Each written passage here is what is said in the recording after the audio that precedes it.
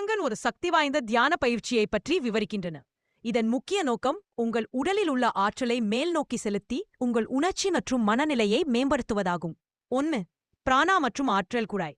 உங்களின் முதுகு தண்டுவடத்தை ஒட்டி கண்ணுக்கு தெரியாத ஒரு ஆற்றல் குழாய் இருப்பதாக யோகிகள் நம்புகிறார்கள். இதை பிராணா அல்லது பிராணசக்தி என்கிறார்கள். இதுவே உங்கள் உயிர் ஆற்றல்.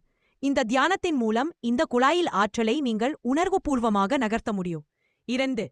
மூச்சு பயிற்சியும் அழுத்தமும். நீங்கள் மூச்சை உள்ளிழுத்து ஒரு கனமான பொருளை தூக்கும்போது உங்கள் உடலுக்குள் ஒரு அழுத்தம் உருவாவதை உணர்ந்திருப்பீர்கள். அதேபோன்ற ஒரு அழுத்தத்தை இந்த தியானத்தில் நீங்கள் உருவாக்குவீர்கள். ஆனால் இந்த முறை அந்த அழுத்தத்தையும் ஆற்றலையும் உங்கள் முதுகு தண்டுவடத்தின் வழியாக மேல் நோக்கி உங்கள் மூளைக்கு செலுத்துவதில் கவனம் செலுத்துவீர்கள். 3. உணர்ச்சிகளை மாற்றுதல்.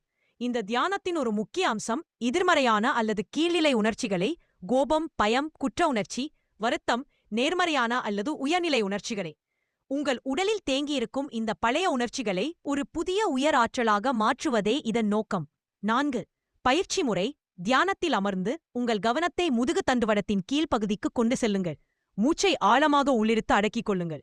அதே நேரத்தில் உங்கள் அடிவயிற்று மற்றும் இடுப்பு பகுதி தசைகளை பெரினியம் இறுக்கிக் கொண்டு அந்த ஆற்றலை மேல் நோக்கி உங்கள் முதுகு தண்டு வழியாக தலையின் உச்சிக்கு தள்ளுவது போல கற்பனை செய்யுங்கள். இந்த அழுத்தத்தை நீங்கள் உருவாக்கும்போது உங்கள் உடலில் சிக்கியுள்ள ஆற்றல் விடுவிக்கப்பட்டு அது தூய சக்தியாக மாறுவதை உணருங்கள்.